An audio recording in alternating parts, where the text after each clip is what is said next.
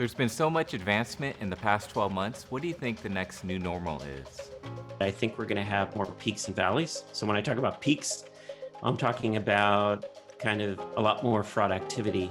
I think in 2020, if we learned one thing, it was that a lot of fraudsters were activated. People that had never committed fraud started committing fraud last year during the pandemic because of government stimulus programs, maybe a bit out of necessity. We're going to see a lot more identity theft. In fact, this year, I think we're going to see about 5 million US consumers victims of identity theft, about 1 in 50 people.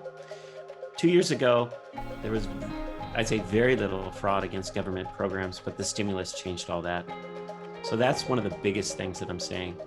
The second thing that I'm seeing is a lot more social engineering schemes, like professional refunding on the e-commerce side, where, interestingly enough, you can hire people to go out and commit fraud for you. So for example, they will go out and order things for you, which is shipped to your door, and then they'll call Amazon or Apple and say that you never got the merchandise.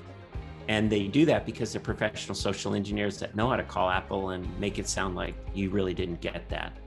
So we're seeing professional refunding, but then we're seeing the huge increase in identity theft. Over the last 18 months, what really excites me is the billions and billions in investment that investors are throwing into fraud companies. In March of 2021, we saw an unprecedented level of companies, fraud companies here in the United States that were valued over $1 billion. So there were 5 unicorns in March of 2021.